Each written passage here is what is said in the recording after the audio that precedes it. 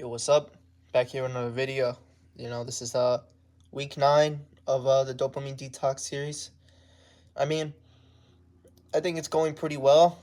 One of the videos literally is my best video, 1,500 views. I already said how pretty much grateful I am for that. Pretty grateful. And for this video, I was really thinking about what I should really make, right? So let me just readjust myself. But I was thinking about what video should I make, right? Should I make about something I haven't talked about, or should I do it something, or should I just explain a concept better that I covered previously? I decided to go with the second one, and one of my videos, my older videos, it was like how to sleep better, how to have good sleep, and I did make that video like almost a year ago, like very much a while, like it was back in 2023, right? So I made that video and I was thinking, yeah, maybe I think I should go over this video again. It's a pretty good video, got a decent amount of views, but it's pretty old. And frankly, I didn't really know much about sleep before then. I was like only doing the things I was implementing for like only a couple weeks to a month. And yeah, I've been pretty much just sleeping well the past I think 9 months. Ever since I gone to college, I've been able to sleep and just really level up my sleeping. And I wanted to give you just like the step by step process on how to improve your sleep. So, um, right now it's 7 p.m. Right, 7 p.m. It's a Wednesday, right? So this is the best times I can create these videos. I really like creating these videos. So yeah. Now, first step for sleep. I think this is very obvious, but you need to know that you have bad sleep. So, a lot of people think they have good sleep and that they can sleep fine. They're fine throughout the day with 6 hours, 5 hours of sleep. And I think that maybe there are people who exist who can actually sleep for 6 hours and be completely fine. But that is so rare. 1% of the 1% of people in this world can do that. It's a very rare genetic mutation.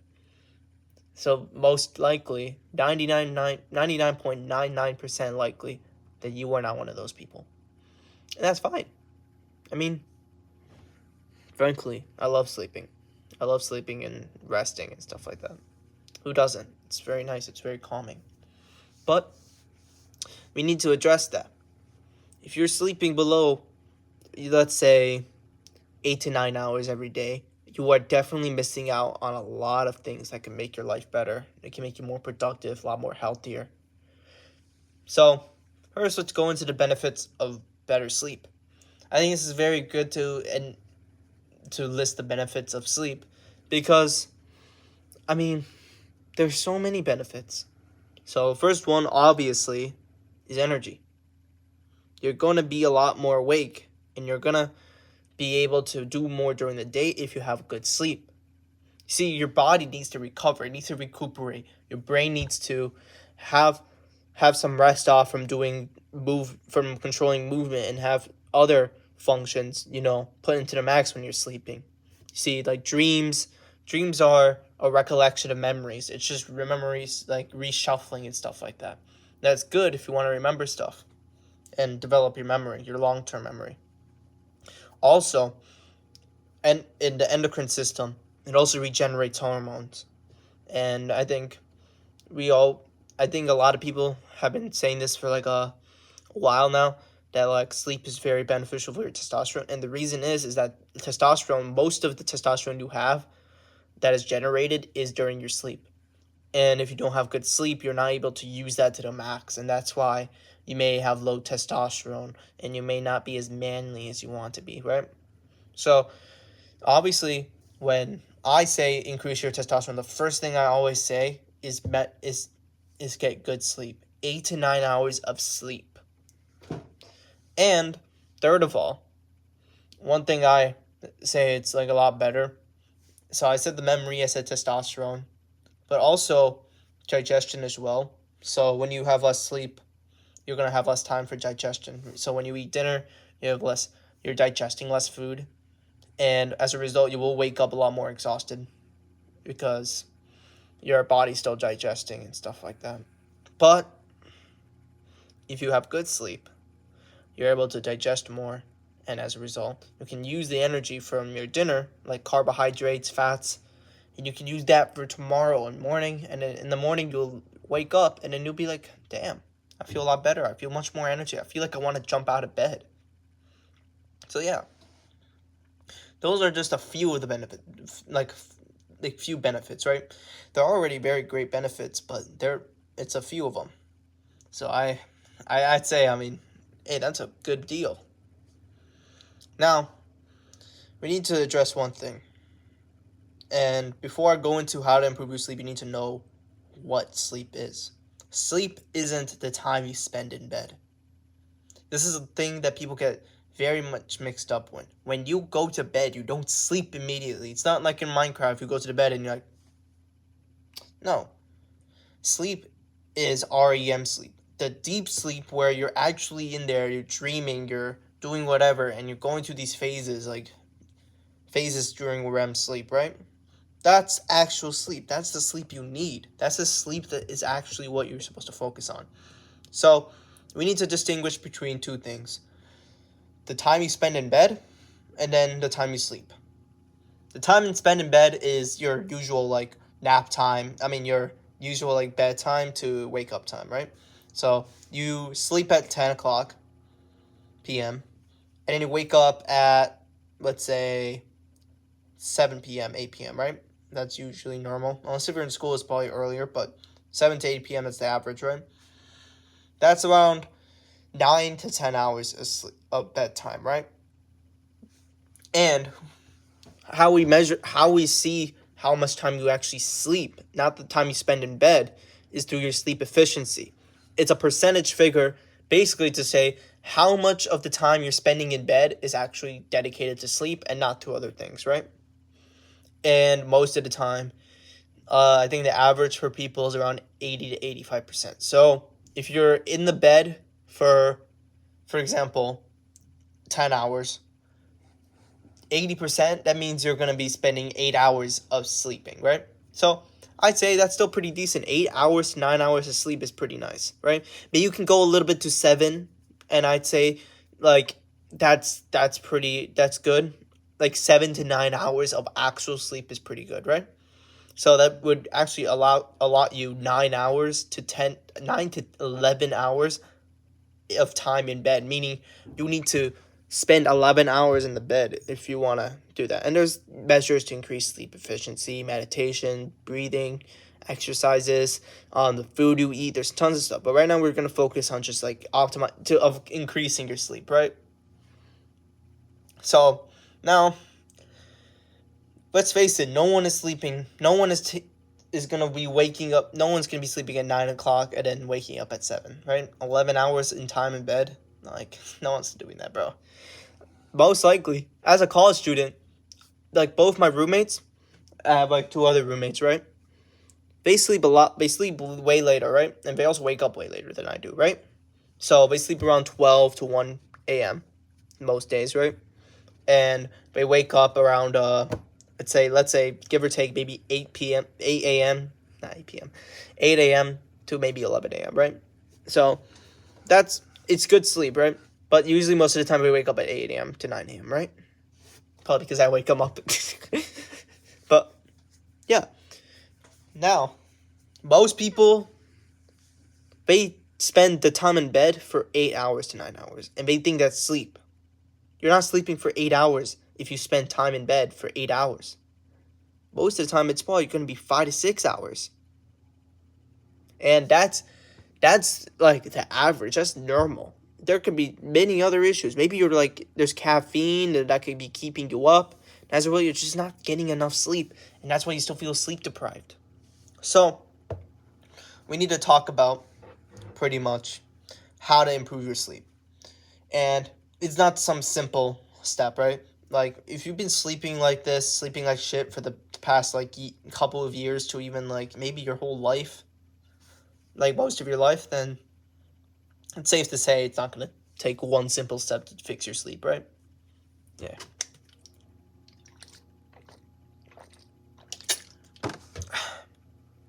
Okay. Now let's over the first step. The first step is, when do you want to sleep? You need to decide this, okay? We all sleep at different times. I sleep at 9 p.m., but that's because I want to wake up earlier. So I have to sleep earlier in order to get my fully allotted sleep, right? That's pretty simple, right?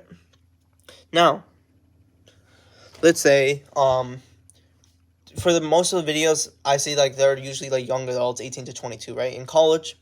And let's say if you have a 9 a.m. class, right? You have a 9 a.m. class and you want to wake up early, right? And you want to get enough sleep. So I would say, if you want to wake up at 8 a.m., the best thing you can do is sleep at 9 to 10 p.m.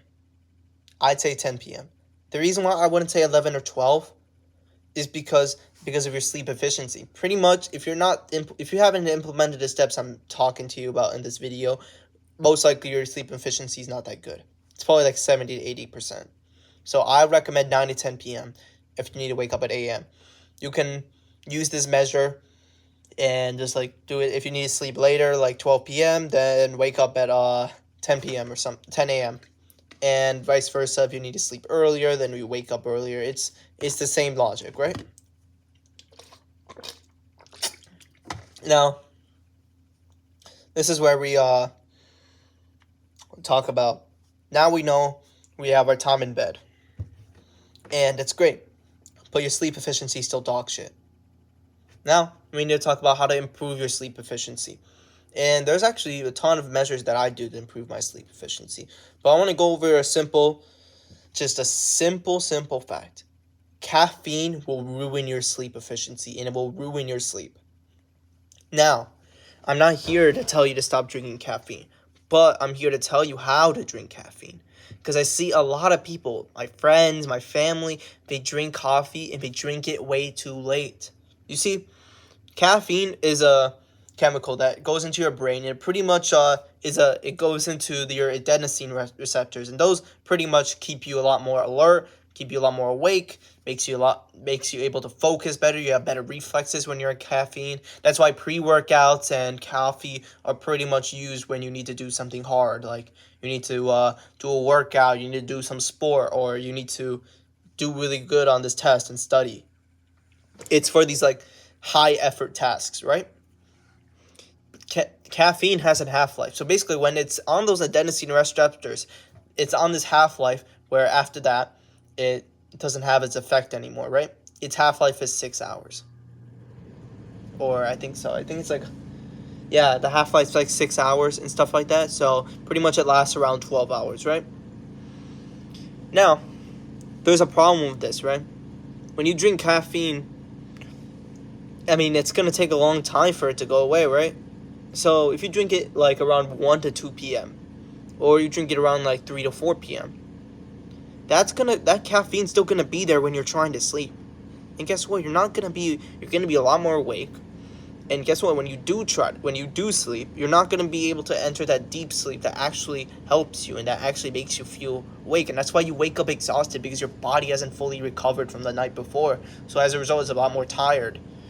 So I'd say if you wake up, for example, at 9 to 10 a.m., I'd say don't drink caffeine immediately, because obviously your cortisol levels will rise when you're waking, right? Your cortisol levels are high. So you don't want to drink caffeine right after to spike that cortisol, because frankly, you don't want to do that. But I recommend 90 to 120 minutes. So around an hour and a half to 2 hours after you wake up, that's when you can drink any type of caffeinated substance, right? Like coffee or anything. And I'd recommend doing this like before 12 a.m. I recommend doing this before 12 p.m. or 11 a.m. The reason why I say that is because when you drink caffeine, it will be in your body for a very long time. And if you drink it at 11 a.m. or maybe as late as 12 p.m., the caffeine will dissipate and it won't affect you as much when you're about to sleep at like around 9 to 10 p.m., right? That's pretty good, right? Now, that's caffeine. And when you like space your caffeine and you drink it a lot earlier, like in the morning, it actually could help you for your day. And sometimes I do this too with coffee. Like I drink coffee early in the morning. I drink it like 2 hours after I wake up, So I would go through my workout, or I just do some work or something. I drink like some coffee or some pre-workout or something for a workout, or if I'm studying more. And pretty much I do this in the morning, like 10 a.m., 11 a.m. And believe me, that still doesn't affect my sleep. I'm still able to sleep a lot better, and I have like sleep cycle stats to prove it, right? Now, you go into the next thing, right? So that will actually improve your sleep efficiency, because if you're able to enter deep sleep a lot better, then your sleep efficiency will be better. Another thing I would love to recommend is eating way before you sleep. So the reason why I recommend eating like 2 to 3 hours before you sleep is because you just need to let your body digest the food, right? Because when your body digests food, it uses energy. So let it digest your food, and if you like wait 2 to 3 hours, you do the math. I mean, if you're sleeping for like maybe if you're in bed for like 10, 11 hours, that should be enough to digest the food fully, and then you're able to get the nutrients, and as a result you wake up and boom, you have energy because it's energy from the meal before, right? This is intermittent fasting. Intermittent fasting is pretty much just spacing out your meals, and you're not like eating all the time, and this really helps. This is something I very much recommend. Very much recommend. Third thing I want to talk about is deep breathing. So when we go into sleep, the best way to sleep is actually with a very low heart rate, when we're like at rest, when you're lot more calm. And one thing to help you is if you're like kind of still energetic and stuff like that, I recommend trying to relax yourself. And one thing I do this still, because sometimes like I have like a high heart rate or something. Maybe it's like stress or something. And these deep breathing helps me sleep and helps me be more at peace, right?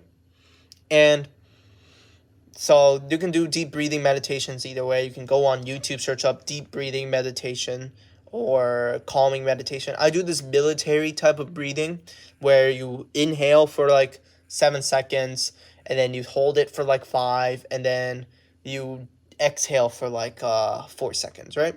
And this helps slow down your heart rate, and you're a lot more calm. It's something like the Marines or Navy invented. I don't know. Maybe I'm wrong, but it's some military tactic that I learned while I was playing while I was doing cross country. That's what I learned. So it's very helpful, and I do this for about 5 to 10 minutes every single night. Fourth thing is I'm trying to remember what I said. Deep breathing. Oh yeah, fourth thing is to remember to calm your mind. And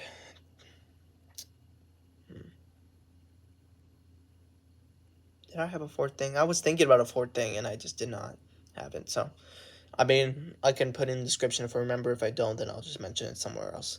Now we have to go into the third thing. So now we have set a good time for the window, and then we have now set a way to have sleep efficiency. So when you're increasing your sleep efficiency, you're able to sleep more, meaning you need less time in bed if you want to get the same amount of sleep. So if you have a 90% sleep efficiency, instead of needing 10, 11 hours, you need only 9 to 10. That's great. Like, frankly, I'm not here to say you should sleep 12 hours a day. But I have to say we have to sleep about 10 to 12 hours a day, because your sleep efficiency is so bad. You need to sleep that much in order to get the right amount of sleep. But if you improve your sleep efficiency, as a result, you're going to be a lot more in tune with yourself. You're able to sleep better. You can go to sleep a lot easier. Like for me, before it took me 30 minutes to an hour to sleep. But now it takes me 5 to 10 minutes. 5 to 10 minutes, I'm already gone. I'm already sleeping. That's good sleep efficiency. As a result, I'm able to sleep for 9 to 10. I can put my time in bed for 9 hours, and I can still able to get about 7 to 8 hours sleep, and that's enough for me. But there's always better things I can do. I have to do that because I have to wake up early, but I can't sleep earlier either because I have classes until like 7 p.m. But I guess that's tough. So now we got these two things. The third thing we need to talk about is what to do when you're sleeping, right?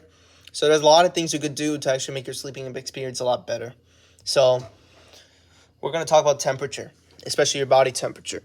Now, if you heard about Dr. Huberman, Dr. Andrew Huberman is this neurobiologist and ophthalmologist at Stanford University. He's a very famous guy. He has this big lab that researches this stuff, and he also has a very, very popular podcast that I watch every single time. Every time a video comes out, I always watch it because it's really good information. He cites these sources, and it's really nice. It helps me learn more about neuroscience because that's what I'm studying, and also I can use these tips to help improve my life. Like a lot of the sleep tips I got are because of Dr. Huberman. But I want to talk about body temperature, and this is like a little hack that I heard, right? So one thing I've started doing is that a lot more frequently. I don't do this every day. Sometimes I'll do it what I do is I take a shower at night. I take a hot shower at night. And what this basically does is when you take a hot shower at night, one thing it does is that it increases your body temperature, right? And as a result, you just feel a lot more like sleepy and tired. And this is great if you're trying to sleep, right? This is great. Like you know how like those feelings when you get like a very hot shower and then you just go back to bed and you just sleep a lot better. Yeah, that's great. Like that's the best thing you could do.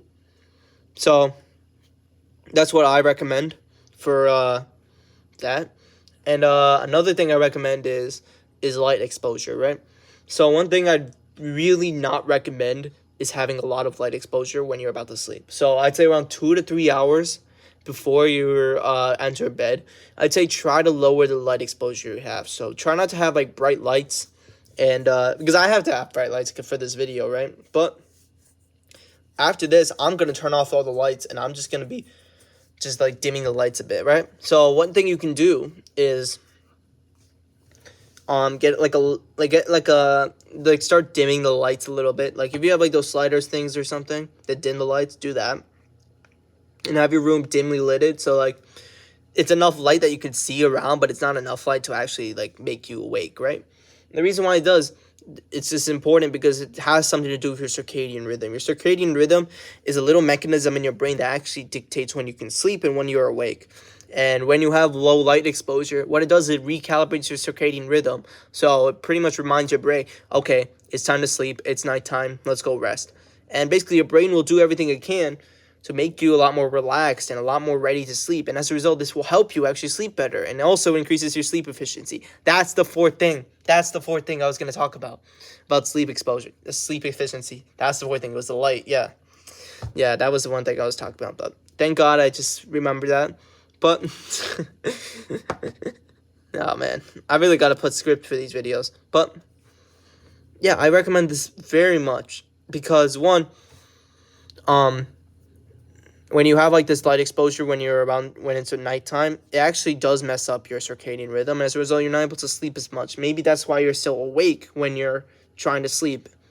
And it's a lot harder when you just do this. So now we're going to go into technology. Sometimes we do have to use technology in the night. I don't recommend it.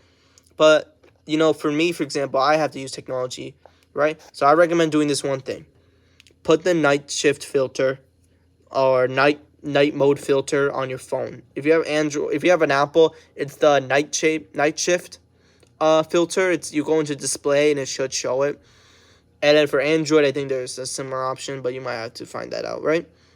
Because I don't have an Android. But the reason why I recommend this is because what this does is that it removes the blue light from your phone. Do this on every single piece of tech you have, right? I have this thing scheduled like night shift where it's like it turns on at 7 p.m. and it turns off at 5 a.m. So when I wake up, it's gone. But like when it's 7 p.m. and I'm about to sleep, it turns on, right? So right now it's turned on. But that's why it's like everything's a lot more orange in my thing, but it's probably not more orange in your thing. But I recommend turning this on because one thing it does, it removes the blue light, and blue light has been shown to not only disturb your eyes and be unhealthy, but also disturbs your circadian rhythm. And this is so important. You need to do this. If you want to improve sleep, put this like scheduled night shift and like have it turn it on before you're about to sleep. Because if you are going to use technology, at least do that. If you're not doing this and you're just shining blue light into your face when it's night, then I don't know what the fuck you're doing. Yeah, but it's very simple. You just got to do that. And lastly, I want to wrap it all together. This is like a much more in-depth analysis, just like the steps to improve your sleep. I could have like a whole sleep guide, and I probably will make a sleep guide at some point. But this is just like a little start to improving your sleep. Because one thing is like the reason why I don't have the whole step is because I'm still trying to improve my sleep. There are things I can do to improve my sleep, and the more and more I learn about it, the more and more I'll share with you guys. But these are what I've been implementing, what I've been using, and one thing is increase my sleep efficiency by a lot. It used to be around 65 to 70% for me. Like, it was very low. I just wasn't a good sleeper. Now it's like 85 to 90. It's pretty decent. It's like a little bit above average, right? And now as a result of that, I'm able to sleep a lot better. And this helps me wake up earlier. This helps you be more energized earlier. Like in the mornings, I study, right? I study a lot because the reason is I have good sleep. I can wake up. I'm much more energized and focused. And this also helps me study better because when I have good sleep, I'm able to recollect information in my mind. And guess what? That actually helps me memorize things faster, and this helps me on tests. So that's why you got to do this. But this is my entry for the sleep video.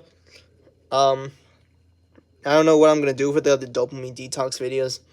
I have to keep making them up as I go, but as a reminder, I mean, this is like probably my fourth to last one. Like, I have 3 more after this, so 3 more weeks until this dopamine detox series is over. And I did make a community post saying I had a series in mind, but I think I'm going to ditch that. I'm going to think about some other series because I do have some better ideas than that, than summer mode or whatever I made up, right? But stay in tune. I'll give more information as I progress on, but yeah, improve your sleep. Sleep like a Chad, you know? See ya.